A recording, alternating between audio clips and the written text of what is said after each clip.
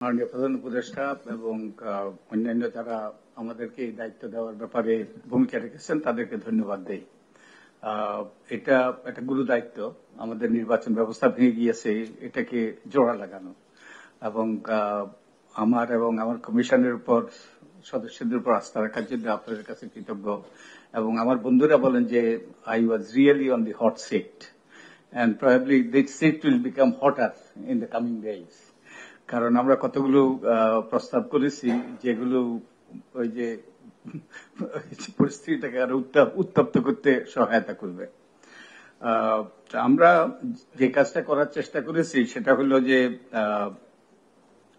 আমরা যে নির্বাচন ব্যবস্থা যাতে একটা স্বচ্ছতা প্রতিষ্ঠিত হয় সেটা আমরা চেষ্টা করেছি আমাদের এই দীর্ঘ 3.5 মাসের প্রচেষ্টার মাধ্যমে, এবং একই সাথে সকল অংশীজনের যেন দায়বদ্ধতা প্রতিষ্ঠিত হয় এবং নির্বাচনটা যেন অন্তর্ভুক্তিমূলক হয় এবং ভোটারদের যেন ভোট দেওয়ার অধিকার প্রতিষ্ঠিত হয়, সেই লক্ষ্যে আমরা কাজ করেছি এই 3 মাস। এবং আমাদের যে 150টার মতো আমাদের সুপারিশ, ছোট বড় সুপারিশ, তাই এগুলো উত্থাপন করা অসম্ভব।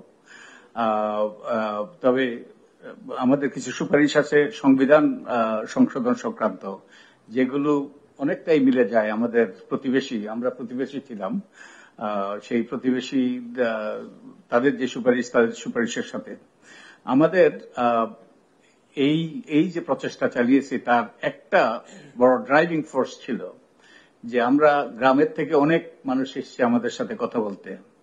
তাদের 2-1 বলে গিয়েছে আমাদেরকে যে এই যে সুন্দর বিল্ডিংটা আপনারা বসছেন, আমরা সংসদ ভবনে বসি, এই ইমারতে যেন আর যেন কুৎসিত লোক আসতে না পারে।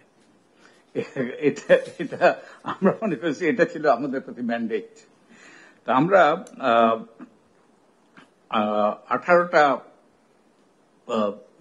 কি এরিয়াতে আমরা 150টার মতো আমরা সুপারিশ দিয়েছি, এবং এগুলোর একটা সুপারিশের এই সুপারিশগুলোর অন্যতম লক্ষ্য ছিল যে নির্বাচন কমিশনের স্বাধীনতা নিশ্চিত করা, তাদেরকে ক্ষমতায়িত করা, একই সাথে তাদেরকে দায়বদ্ধ করা। আমরা কেউ দায়বদ্ধ হইতে চাই না, কিন্তু দায়বদ্ধতা অত্যন্ত গুরুত্বপূর্ণ, তাই দায়বদ্ধতার বিধানও আমরা অন্তর্ভুক্ত করেছি।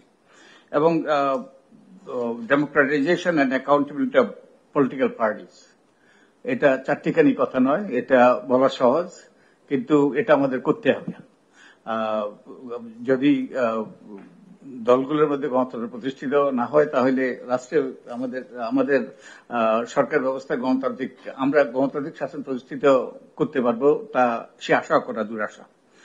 আর ডায়াসপোরা ভোটিং, আমাদের প্রবাসীদের ভোটিং, তারা বহু বছর থেকে ভোটাধিকার থেকে বঞ্চিত, তাদেরকে যাতে ভোটাধিকারের সুযোগ দেওয়া যায় এটাও আমাদের অন্যতম অগ্রাধিকার ছিল। আর প্রার্থীদের যোগ্যতা অযোগ্যতা, এটা গুরুত্বপূর্ণ ইস্যু, এবং এ ব্যাপারে অনেক রকম উত্তাপ সৃষ্টি হতে পারে। আমরা কতগুলো অভিনব আমরা প্রস্তাব করেছি কম্পিটেন্সির ক্ষেত্রে, প্রার্থীর যোগ্যতা অযোগ্যতার ক্ষেত্রে। এন্ড আরেকটা আমরা মনে করি যে একটা বড় অবদান আমাদের পক্ষ থেকে, সেটা হলো নারী রাজনৈতিক ক্ষমতায়ন। আমরা এখন যেই ব্যবস্থা আছে এটা অলংকারিক এবং নারীকে অসম্মানিত করে। তো আমরা ঘূর্ণায়মান পদ্ধতিতে নারীর প্রতিনিধিত্ব নিশ্চিত করার আমরা প্রস্তাব করেছি। এবং যে আমাদের নির্বাচনের সময় অনেক অভিযোগ উঠে, এগুলোর কোনো সুরা হয় না, এবং অনেকে অপরাধ করে পার পেয়ে গিয়েছে। আমরা যে এই অপরাধ ব্যবস্থাকে যাতে সুসংগত করা যায় এবং তাদেরকে যাতে দায়বদ্ধ করা যায় সেই বিষয়ে আমরা সুপারিশ করেছি। এবং বিশেষত আমাদের গত 3টি নির্বাচনে যারা আমাদের নির্বাচন ব্যবস্থাকে নির্বাসনে ফেলে দিয়েছে, এবং শুধু কর্মকর্তা নয়, আমাদের কমিশনের সদস্যরা, তাদের ব্যাপারে একটা তদন্ত করার, বিশেষত 2018 সালে যেই অভূতপূর্ব কাণ্ড ঘটেছে মধ্যরাতে, সে ব্যাপারে একটা তদন্ত করে তাদেরকে বিচারের আওতায় আনা গুরুত্বপূর্ণ বলে আমরা মনে করি, দায়বদ্ধতার আওতায় আনা গুরুত্বপূর্ণ বলে আমরা মনে করি। আমরা যেটা আমাদের আমরা 18টা বোধহয় একটা করে বলতে গেলে অনেক সময় লাগবে, তো আমরা বিশেষত নির্বাচন কমিশনকে শক্তিশালী করার ব্যাপারে এবং তাদেরকে কার্যকর করার ব্যাপারে আমরা গুরুত্ব দিয়েছি এবং আমরা কয়েকটা আইনের খসড়া তৈরি করেছি এবং আরো দু একটা তৈরি করার প্রক্রিয়া আছি। আমাদের একটু সময় দিতে হবে।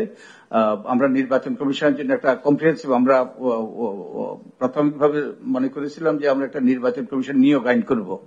তো আমরা পরবর্তীতে আমাদের উপলব্ধিতে আসলো যে একটা নির্বাচন কমিশনের জন্য একটা কম্প্রিহেন্সিভ আইন করা দরকার, যেমন দুদকের আইন আছে এবং সরকারি কর্ম কমিশনের আইন আছে, সেরকম একটা আইন। আর আরো অনেকগুলো আইন আছে যেগুলো সংস্কার করা দরকার, যে গভীরভাবে এগুলো বিশ্লেষণ করে সংস্কার করা দরকার। আমার অনেকগুলো আমরা এর মধ্যে গুছিয়ে এনেছি। তো আমাদের এই আইনগুলো তৈরি করার ব্যাপারে আমাদেরকে একটু সময় দিতে হবে। তো আমরা অ্যাগেইন সময় শেষ।